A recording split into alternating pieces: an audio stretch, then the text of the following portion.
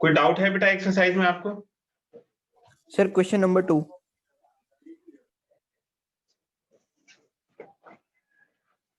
Mean and variance of first n natural numbers.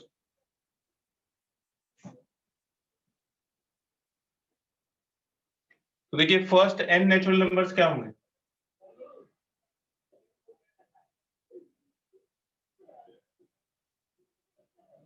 First n natural numbers हो गए 1 2 3 से लेके n तक। ठीक है, अब इसके वेरिएंस का फॉर्मूला लगाएंगे तो वेरिएंस हो जाएगा वेरिएंस x, डिस्क्रीट वाला फॉर्मूला लगाएंगे तो ये हो जाएगा summation xi minus x bar square divided by number of observations.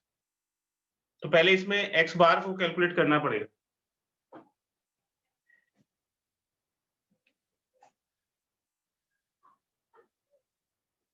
तो x बार को कैलकुलेट करिए, ये हो जाएगा 1 + 2 + 3 टिल n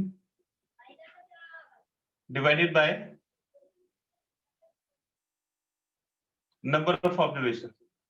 तो ये स्पेशल सीक्वेंसेस में हमने पढ़ा है sum of first n natural numbers, ये होता है n × n + 1/2।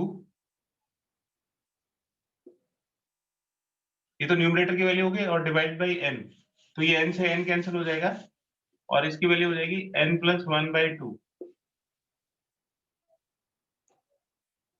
अब हमें वेरिएंस की वैल्यू कैलकुलेट करनी है तो आप इसको लिख सकते हो समेशन, इसका होल स्क्वायर ओपन कर दीजिए तो ये हो जाएगा xi² + x बार स्क्वायर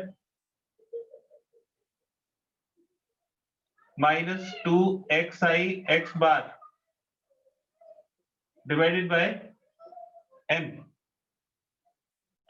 तो देखिए जो समेशन है वो प्लस और माइनस के ऊपर डिस्ट्रीब्यूटिव होता है, तो ये हो जाएगा summation xi² plus summation x bar square minus summation 2xi × x bar divide by number of observations. तो ये समेशन xi² हो गया। इसमें ये कांस्टेंट है तो कांस्टेंट का सम हो जाएगा summation x bar square × n।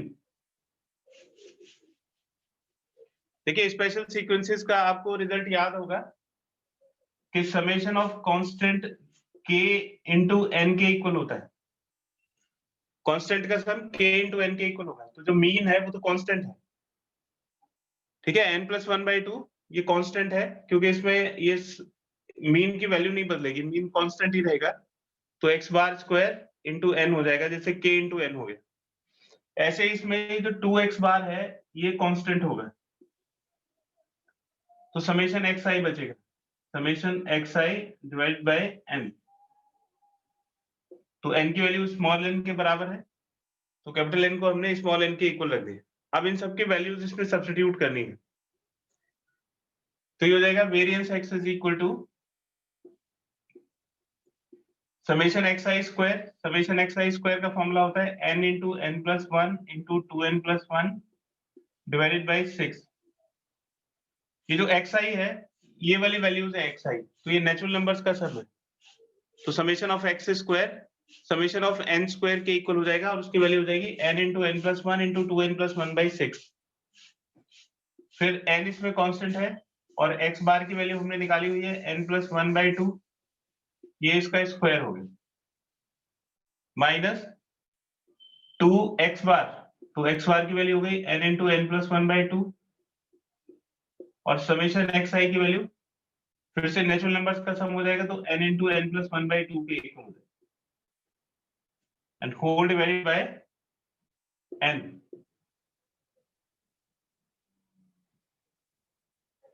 तो देखिए इसमें क्या कॉमन आ जाएगा, ये 2 से 2 कैंसिल हो जाएगा,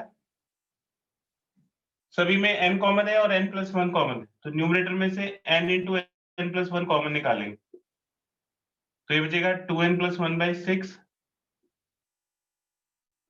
n into n plus 1 common निकालेंगे तो n प्लस 1 की एक बार बचेगी और 2 बचेगा, और इसमें से n into n plus 1 common निकालेंगे तो यहाँ बचेगा minus n into n plus 1/2 and whole divided by n। ये n से n कैंसिल हो जाएगा और इसको सिंप्लीफाई कर लेंगे तो ये n प्लस 1 इन सभी का एलसीएम हो जाएगा 6, तो ये 2n प्लस 1, 2 से 6 को कैंसिल करेंगे 3 आ जाएगा तो 3 टाइम्स n प्लस 1, और फिर 2 से 6 को कैंसिल करेंगे तो 3 आएगा तो 3 इंटू एन प्लस 1, तो ये हो गया n plus 1 into 2n plus 1 plus 3n plus 3 minus 3n square minus 3n।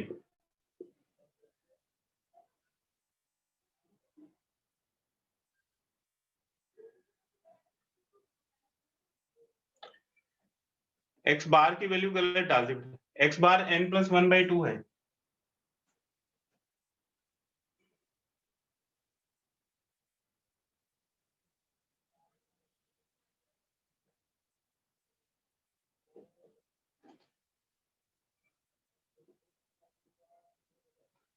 Summation x i square हो गया n into n plus 1 into 2n plus 1/6 plus x bar की वैल्यू हो गई n plus 1/2, इसका square into n minus 2x bar यानी कि n plus 1/2 और summation x आई हो गया n into n plus 1/2। Summation x i का मतलब है कि इन सब का सम, और इन सब का सम किसके इक्वल है, 1 से लेके n तक का सम n इंटू एन प्लस 1/2 के डिवाइडेड बाई n। ये 2 से 2 कैंसिल हो गया और इसमें n इंटू एन प्लस 1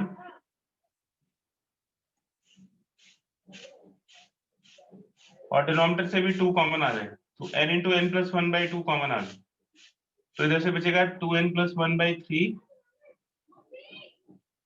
इसमें से n into n plus 1/2 common लेंगे तो 1/2 की एक बार बचेगी और n प्लस 1 की एक बार बचेगी,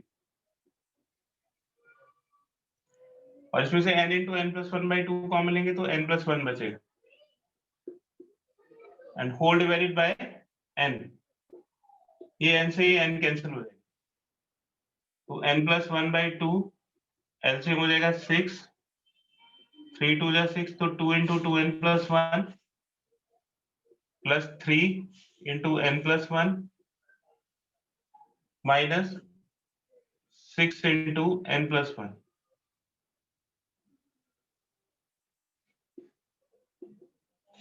इसकी वैल्यू हो जाएगी n प्लस 1/2, 2 2 जा 4n प्लस 2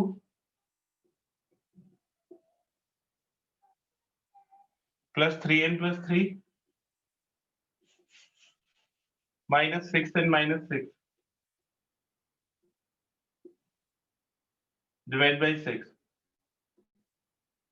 तो ये n प्लस 1 4 3 7 माइनस 6n और 5 माइनस 6 माइनस 1 डिवाइड बाई 6, 2 जा 12, तो ये हो जाएगा n स्क्वायर माइनस 1/12। ठीक है, तो इसका वेरिएंस आ गया है n स्क्वायर माइनस 1/12 और ये मीन होगा। तो इसमें थोड़ा सा आपको स्पेशल सीक्वेंसेस के ध्यान रखना है, समेशन एक्स स्क्वायर का फॉर्मूला, समेशन एक्स आई का फॉर्मूला और कांस्टेंट के लिए समेशन कांस्टेंट हो जाएगा कांस्टेंट इनटू n। कोई डाउट है तो पूछ लीजिए बेटा, एक बार इसको ध्यान से देखिए और कहीं भी कोई प्रॉब्लम है तो पूछिए।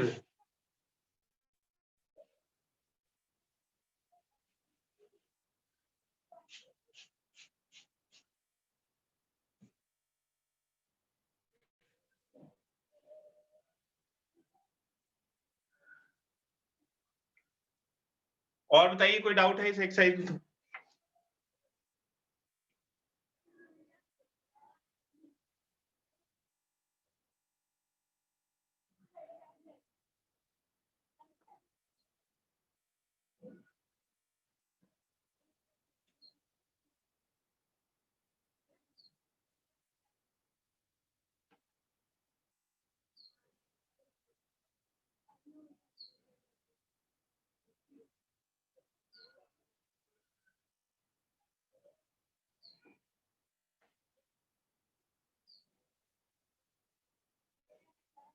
और किसी को कोई डाउट नहीं है बेटा एक्सरसाइज में? नेक्स्ट एक्सरसाइज करें? Yes, sir.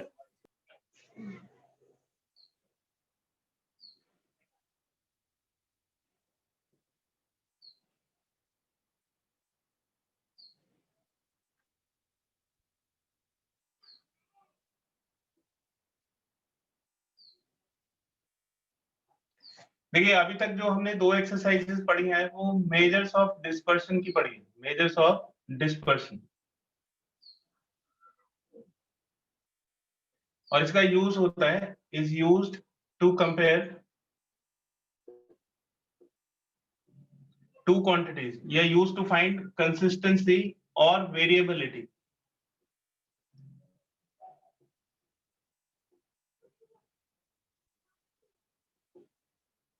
of quantities having same units.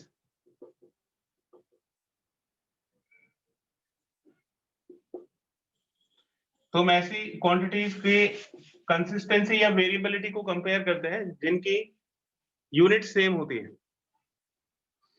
Comparison का क्या मतलब है, कंसिस्टेंसी और वेरिएबिलिटी का क्या मतलब है, उसको देखते हैं। जैसे ये एक प्लेयर है ए और ये दूसरा प्लेयर है बी, दोनों क्रिकेट प्लेयर्स हैं और इनकी ये कुछ इनिंग्स हैं, ये फर्स्ट, सेकंड, थर्ड, फोर्थ और फिफ्थ, ये कुछ इनिंग्स है, इनके स्कोर्स को कंपेयर करते हैं। इसमें ए का स्कोर, इसने सेंचुरी बनाई 100, फिर 0 पे आउट हो गया, फिर 200 बनाए, फिर 3 पे आउट हो गया और फिर 4 रन्स बनाए, और इससे बनाए 100, 100, 70, 75, 60। तो अगर आपसे पूछा जाए कि इन दोनों प्लेयर्स में से कौन कंसिस्टेंट है, तो क्या बताओगे? किसकी कंसिस्टेंसी ज्यादा है? Sir, B की. बी की ज्यादा कंसिस्टेंसी है, क्योंकि इसका जो मीन एवरेज है उससे इसका डिफरेंस ज्यादा नहीं है। इसका जो भी कुछ मीन निकालोगे तो ये इसमें वेरिएशन ज्यादा नहीं है, और इसमें काफी वेरिएशन है, एक बार 100 है, फिर 0, फिर 200 हो गया, फिर 3, फिर 4। तो ये लेस कंसिस्टेंट है। लेस कंसिस्टेंट का मतलब हो गया मोर वेरिएबल, और ये ज्यादा कंसिस्टेंट है। तो ज्यादा कंसिस्टेंट का मतलब हो गया कि ये कम वेरिएबल है, और लेस कंसिस्टेंट का मतलब हो गया कि ये ज्यादा वेरिएबल है। तो अभी तक जो क्वांटिटीज हमने पढ़ी थी, जैसे वेरिएंस या स्टैंडर्ड डिविएशन, जिसका वेरिएंस ज्यादा होगा वो ज्यादा वेरिएबल होगा। अगर आप दो क्वांटिटीज को कंपेयर करते हो और वेरिएंस ज्यादा है, तो इसका मतलब होगा कि ये ज्यादा वेरिएबल है, मोर वेरिएबल, यानी कि लेस कंसिस्टेंट है।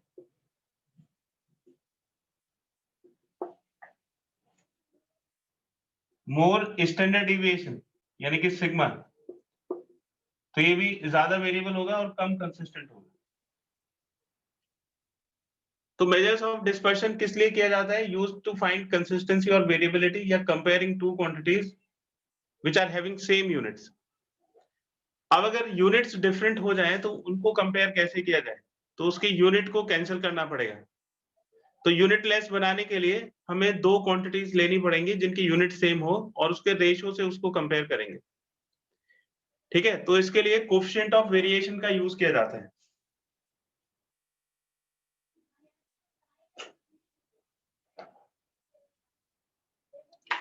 तो अब नेक्स्ट एक्सरसाइज में पढ़ेंगे coefficient of variation. Coefficient of variation होता है कंपेयर करने के लिए जिनकी यूनिट्स डिफरेंट होती हैं।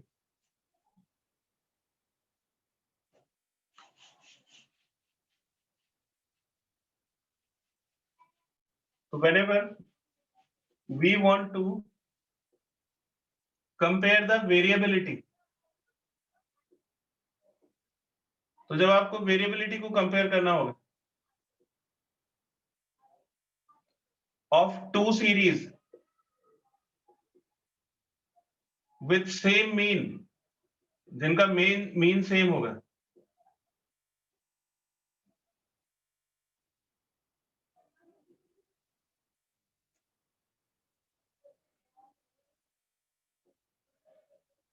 which are measured in different units, तो मीन सेम है लेकिन यूनिट्स अलग अलग है।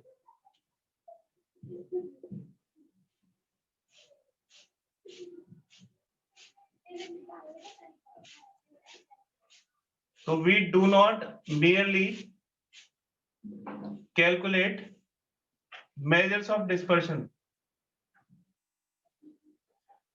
तो मेजर merely मतलब खाली measures of dispersion से अब काम नहीं चलेगा, हमें कुछ ऐसी मेजर ऑफ डिस्पर्शन कैलकुलेट करना पड़ेगा जिसमें यूनिट ना हो। So therefore we require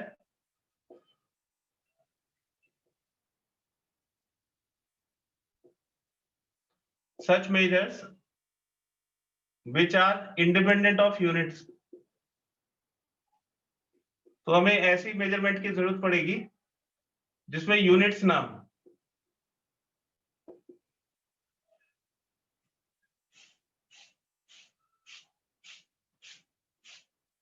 तो जो वेरिएबिलिटी का नया मेजर है, the measure of variability is called coefficient of variation.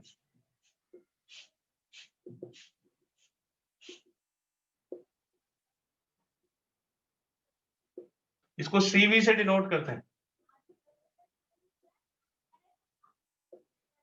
Coefficient of variation का फॉर्मूला होता है coefficient of variation is equal to sigma upon x bar into 100। तो देखो जब आप सिग्मा कैलकुलेट करोगे यानी कि स्टैंडर्ड डिविएशन कैलकुलेट करोगे, उसकी यूनिट और उसके x बार की यूनिट सेम होगी, तो ये यूनिट लेस हो जाएगा और फिर हम कोएफिशिएंट ऑफ वेरिएशन को कंपेयर कर सकते हैं, जिसका कोएफिशिएंट ऑफ वेरिएशन ज्यादा, मोर कोएफिशिएंट मतलब मोर वेरिएबिलिटी, तो जिसका कोएफिशिएंट ऑफ वेरिएशन ज्यादा होगा वो ज्यादा वेरिएबल होगा, that is less consistent.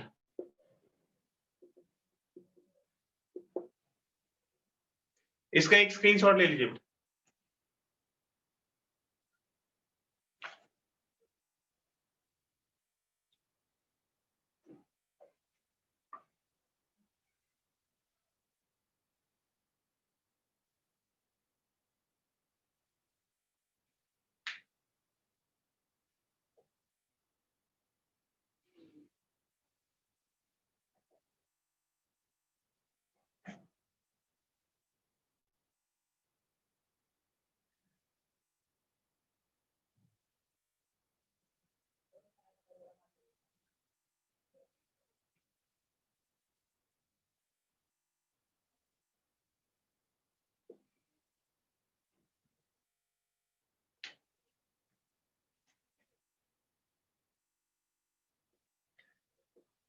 Comparison of two frequency distributions.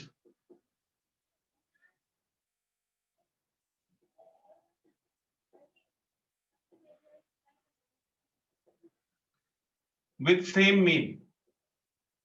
अगर दो ऐसे फ्रीक्वेंसी डिस्ट्रीब्यूशंस हैं जिनका मीन सेम है, उसको कैसे कंपेयर करेंगे? तो देखिए ये फर्स्ट कोएफिशिएंट ऑफ वेरिएशन है, तो ये हो जाएगा सिग्मा अपॉन x बार। फर्स्ट के लिए हमने इसमें 1 लिख दिया इनटू 100, और जो सेकंड फ्रीक्वेंसी डिस्ट्रीब्यूशन है उसका कोएफिशिएंट ऑफ वेरिएशन हो गया सिग्मा 2 अपॉन x2 बार इनटू 100। और क्वेश्चन में गिवन है कि मीन सेम है, यानी कि x1 का बार और x2 का बार इक्वल है। ठीक है, तो ये किसके ऊपर डिपेंड करेगा? अगर मीन सेम है तो सीधा स्टैंडर्ड डिविएशन के ऊपर डिपेंड करेगा। तो जिसका स्टैंडर्ड डिविएशन ज्यादा होगा उसका कोएफिशिएंट ऑफ वेरिएशन ज्यादा होगा और वो ज्यादा वेरिएबल होगा। तो अगर सिग्मा 1 सिग्मा 2 से ज्यादा है तो इसका मतलब हो जाएगा coefficient of variation of first is greater than coefficient of variation of second. तो मीन अगर इक्वल है तो कोएफिशिएंट ऑफ वेरिएशन कैलकुलेट करने की जरूरत नहीं है। जिसका स्टैंडर्ड डिविएशन ज्यादा होगा उसी का कोएफिशिएंट ऑफ वेरिएशन ज्यादा होगा और हम डायरेक्टली बता सकते हैं कि जिसका कोएफिशिएंट ऑफ वेरिएशन ज्यादा है वो ज्यादा वेरिएबल होगा, यानी कि जिसका स्टैंडर्ड डिविएशन ज्यादा है वो ज्यादा वेरिएबल होगा। एक एग्जांपल देखिए,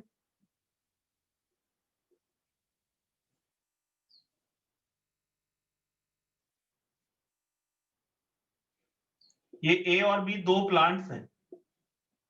ए and B are two plants of a factory. एक फैक्ट्री के दो प्लांट्स हैं और इसमें नंबर ऑफ वर्कर्स गिवन है। नंबर ऑफ वर्कर्स ए के अंदर है 5000 और बी के अंदर है 6000। एवरेज मंथली वेजेस गिवन है।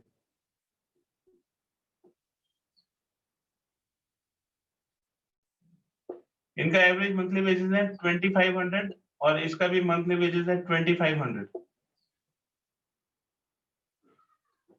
वेरिएंस दिया हुआ है, वेरिएंस ऑफ वेजेस का वेरिएंस दे रखा है 81 और 100। ये इंफॉर्मेशन दी हुई है। तो इसमें पूछा है कि इन विच प्लांट ए और B is there greater variability in individual wages. तो ज्यादा वेरिएबिलिटी किसकी होगी? तो इसमें क्या कंडीशन दी हुई है कि जो मंथली वेजेस है वो सेम है, तो हमें सिग्मा निकालना पड़ेगा। तो sigma A is equal to under root variance of x of A. तो वेरिएंस दिया हुआ है 81, तो ये हो जाएगा 9 और सिग्मा बी हो जाएगा under root variance of x of B that is 100, फिर 10 हो जाएगा। तो सिग्मा बी की वैल्यू सिग्मा ए से ज्यादा है और मीन सेम है, ये 2500 यानी कि जो मीन सैलरी है बी की और ए की जो मीन वेजेस है वो इक्वल। तो देयरफॉर बी का कोएफिशिएंट ऑफ वेरिएशन ए के कोएफिशिएंट ऑफ वेरिएशन से ज्यादा होगा और जिसका कोएफिशिएंट ऑफ वेरिएशन ज्यादा है वो ज्यादा वेरिएबल है। तो therefore B is more variable than A.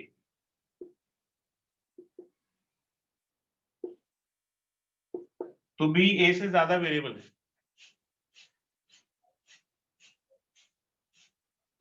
तो ये तो था जिसका सेम मीन होगा। अगर सेम मीन नहीं होगा तो फिर हमें दोनों चीजें कैलकुलेट करनी पड़ेंगी, सिग्मा भी कैलकुलेट करना पड़ेगा, एक्स बार भी, और उससे कोएफिशिएंट ऑफ वेरिएशन को कंपेयर करेंगे।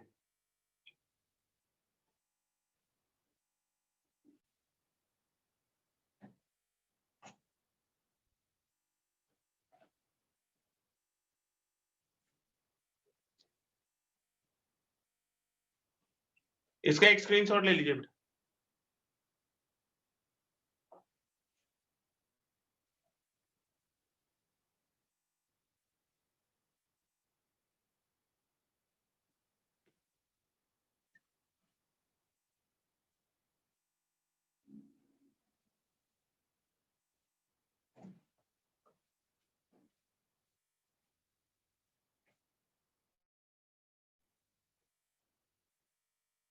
Coefficient of variation of two distributions, दो डिस्ट्रीब्यूशंस है उनके कोएफिशिएंट ऑफ वेरिएशन दिए हुए। फर्स्ट का 60 है और सेकंड डिस्ट्रीब्यूशन का कोएफिशिएंट ऑफ वेरिएशन 70 है। उनके स्टैंडर्ड डिविएशन दिए हुए, sigma 1 is 21 and sigma 2 is equal to 16। What are their arithmetic means? तो उनके अरिथमेटिक मीन्स पूछे, x1 बार की वैल्यू बताइए और x2 बार की वैल्यू बताइए। तो सीधा कोएफिशिएंट ऑफ वेरिएशन का फॉर्मूला लगा देंगे। तो कोएफिशिएंट ऑफ वेरिएशन होता है sigma upon x bar into 100।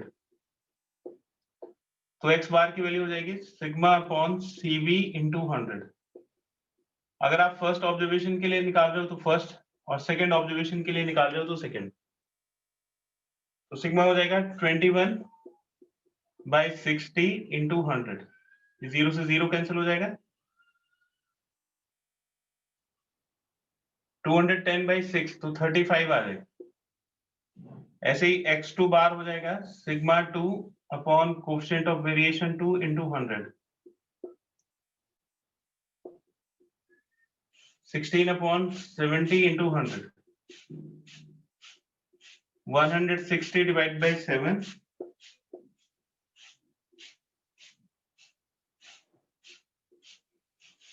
22.85।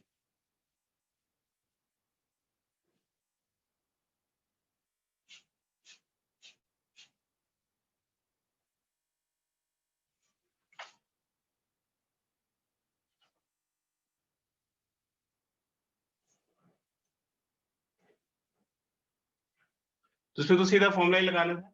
Next example देखिए,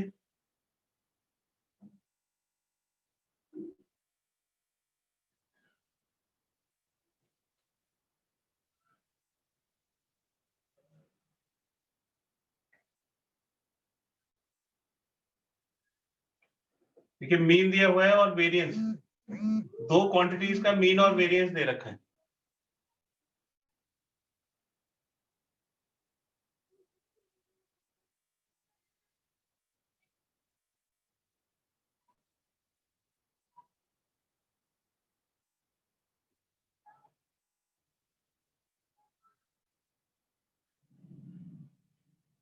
हाइट और वेट, देखिए दो क्वांटिटीज हैं, इनके हाइट और वेट यानी कि डिफरेंट यूनिट्स हैं। हाइट है 162.6 सेंटीमीटर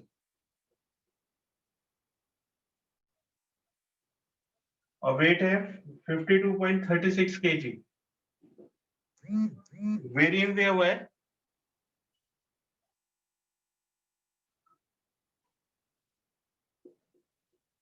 127.69 सेंटीमीटर स्क्वायर और वेट दे रखा है 23.1361 KG square.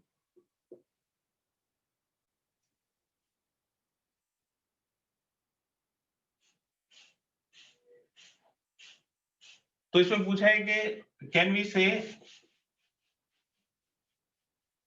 Wait show greater variation, तो यानी कि वेट्स का जो कोएफिशिएंट ऑफ वेरिएशन है वो ज्यादा है या नहीं है। तो कोएफिशिएंट ऑफ वेरिएशन निकालेंगे, डिफरेंट यूनिट्स है। तो पहले हाइट का कोएफिशिएंट ऑफ वेरिएशन निकालते हैं। तो सबसे पहले variance of height, h subscript है हाइट के लिए, इसकी वैल्यू दे रखी है 127.69।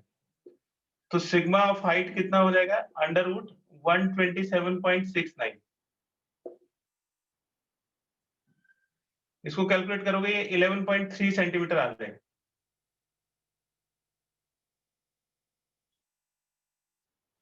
तो इसका कोएफिशिएंट ऑफ वेरिएशन निकालिए हाइट का। तो coefficient of variation is equal to sigma height upon mean of height into 100।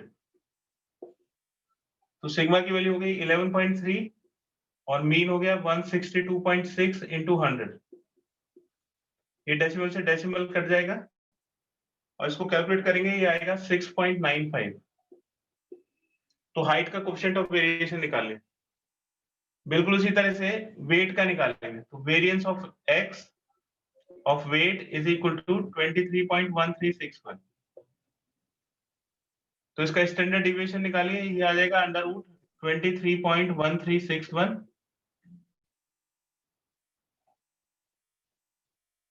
ये 4.81 केजी। और फिर coefficient of variation of weight calculate करेंगे। तो इस sigma of weight divide by x bar of weight into 100, that is 4.81 divide by 52.36 into 100। और उसको calculate करेंगे तो ये 9.18 आ जाएगा। तो इसका मतलब coefficient of variation of weight is greater than coefficient of variation of height. तो वेट का जो कोएफिशिएंट ऑफ वेरिएशन है वो हाइट से ज्यादा है।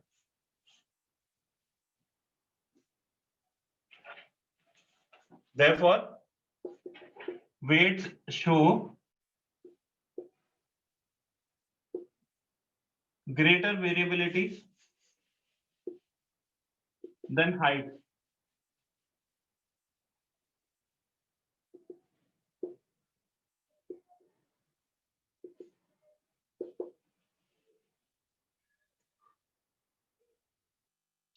आप देखिए इसका जो वेरिएंस है, वेरिएंस 127.69 है हाइट का, लेकिन ज्यादा वेरिएबल कौन है? ज्यादा वेरिएबल वेट है। तो जब डिफरेंट यूनिट्स होती हैं, डिफरेंट मीन्स होते हैं, तो फिर हमें कोएफिशिएंट ऑफ वेरिएशन निकालना होता है। उसके लिए हम वेरिएंस या स्टैंडर्ड डेविएशन से वेरिएबिलिटी डिस्कस नहीं कर सकते।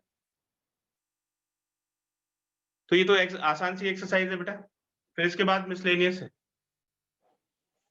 तो नेक्स्ट क्लास में आपको मिसलेनियस के एग्जांपल्स और ये एक्सरसाइज 15.3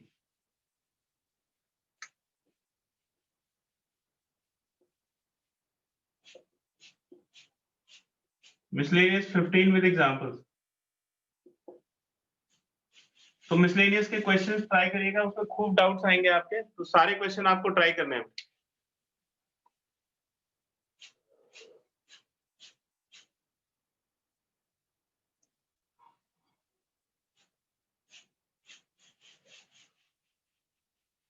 ठीक है बेटा, तो आज की क्लास यहीं पे खत्म करते हैं। अब आपको क्वेश्चंस करने हैं, नेक्स्ट क्लास में इसके डाउट्स डिस्कस करेंगे।